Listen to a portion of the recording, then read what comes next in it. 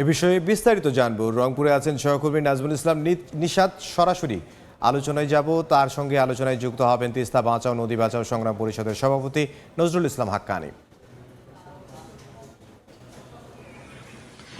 একসময় উত্তরের মানুষের যে জীবনরেখা তিস্তাকে বলা হতো, সেই তিস্তা কিন্তু উত্তরের মানুষের এখন কষ্টের কারণ হয়ে দাঁড়িয়েছে। অসময়ের বন্যায়, ভাঙ্গন, প্লাবনে প্রতি বছরে প্রায় 1 লাখ কোটি টাকার ক্ষতি হচ্ছে তিস্তা অববাহিকার উত্তরের যে 5 জেলা।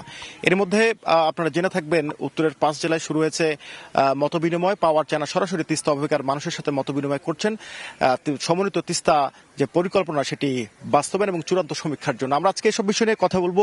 দীর্ঘ সময় ধরে তিস্তা মহাপরিকল্পনা বাস্তবায়নের দাবিতে আন্দোলন করছেন তিস্তাপাড়ের মানুষ। আমার সাথে এই মুহূর্তে যুক্ত রয়েছেন তিস্তা বাঁচাও নদী বাঁচাও সংগ্রাম পরিষদের সভাপতি নজরুল ইসলাম হাক্কানী। আপনারা তো দীর্ঘ সময় আন্দোলন করছেন, আপনারা এই যে মতামত নিচ্ছে পাওয়ার চায়না, এর মধ্য দিয়ে আপনারা কি মনে করছেন, এটি ইতিবাচক দিকে যাচ্ছে কিনা তিস্তা মহাপরিকল্পনার যে দাবি আপনাদের? হ্যাঁ, তিস্তা মহাপরিকল্পনা বাস্তবায়ন, তিস্তা চুক্তি সই, জলাধার নির্মাণ, আরো 6 দফা দাবিতে আমরা দীর্ঘ 15 সাল থেকে আন্দোলন করে এসেছি। এটা যখন পাওয়ার চায়না 2016 সালে 3 বছর ব্যাপী এটা সমীক্ষা শেষ করে, এটা চূড়ান্ত পর্যায়ে যখন যায়, এটা অর্থায়ন এবং 22 সালে কিন্তু এখানে চীনের রাষ্ট্রদূত আসে অর্থায়ন দেওয়া যাবে কিনা। চূড়ান্ত যাওয়ার পরেই 23 সালে এসে জটিলতা তৈরি হয়, তারপরে কিন্তু এটা থমকে দাঁড়ায়।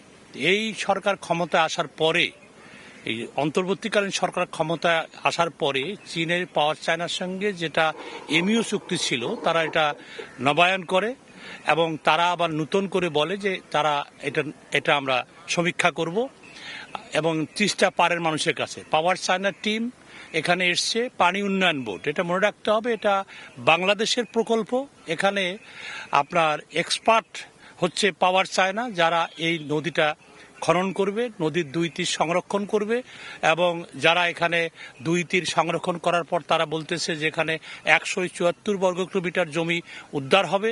এই উদ্ধারকৃত জমিতে তারা স্যাটেলাইট টাউন, পর্যটন, কৃষি, টেক্সটাইল এবং চালু করবে। তো এই মহাপরিকল্পনা বাস্তবায়নের দাবিতে এটা কিন্তু আমরা 2000। আপনারা তো দীর্ঘ সময় আন্দোলন করছেন, এটি আসলে কেন জরুরি হয়ে পড়েছে? মানে তিস্তা আমরা দেখছি যে 240 বছর বয়সী তিস্তা কখনোই সংস্কার হয়নি, এটি কেন এত গুরুত্বপূর্ণ একটি প্রকল্প আপনারা মনে করছেন? আমরা গুরুত্বপূর্ণ মনে করছি, তিস্তা নদী এখন 12 মাসি নদী না, তিস্তা এখন মৌসুমী নদী। 240 বছর ধরে তিস্তার কোনো পরিচর্যা করা হয় না। প্রতি বছরের পলি জমে তিস্তার বুকটা সমতলের চেয়ে বড় উঁচু হয়ে গেছে। তিস্তা এখন অনেক ছুট চ্যানেল তৈরি হয়েছে।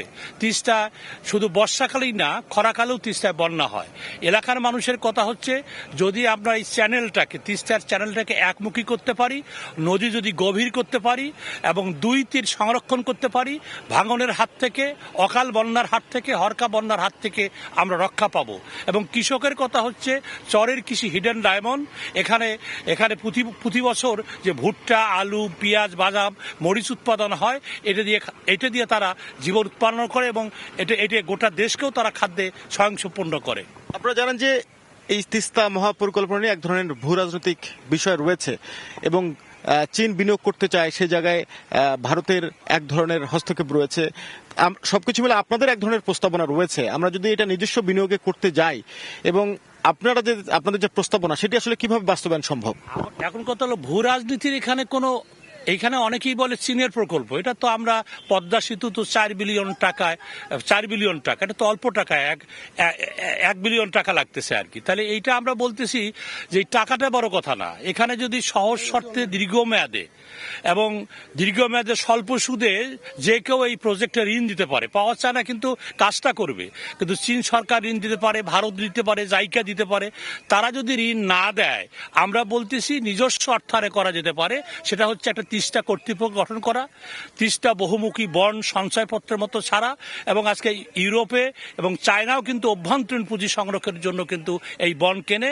এইটা করলেই কিন্তু তিস্তা পাড়ের মানুষ এবং দেশবাসী কিন্তু, প্রবাসীরা কিন্তু এই তিস্তা বন্ড কিনবে এবং একটা অভ্যন্তরীণ পুঁজি সংগ্রহ হবে। এবং তিস্তা পাড়ের মানুষ কিন্তু তৈরি হয়ে গেছে। যদি কেউ টাকা না দেয়, তাহলে যে প্রাক্কলিত পরিকল্পনা মোতাবেক এই কাজটা এই সরকারের আমলে আমরা চালু করতে বলতেছি, তারপরেই। ধন্যবাদ আপনাকে। আপনি বলছেন যদি বিদেশি বিনিয়োগ পাওয়া না যায় তাহলে নিজস্ব অর্থায়নও করা সম্ভব তিস্তা মহাপরিকল্পনা। আমরা শুনছিলাম যে দীর্ঘ সময় ধরে তিস্তার ভাঙনে যেভাবে তিস্তা পাড়ের অবহিকার মানুষ ক্ষতিগ্রস্ত হচ্ছে, সেই জায়গা থেকে বাঁচতে তিস্তা মহাপরিকল্পনা বাস্তবায়ন কেন জরুরি, সবকিছু মিলে আমরা আলোচনা করছিলাম তিস্তা মহাপরিকল্পনা বাস্তবায়ন। এবং আমার সাথে অতিথি ছিলেন তিস্তা বাঁচাও নদী বাঁচাও সংগ্রাম পরিষদের সভাপতি নজরুল ইসলাম হক্কানি। রংপুর থেকে সহকর্মী নাজমুল ইসলাম নিশাত এবং তার সঙ্গে ছিলেন একজন অতিথি।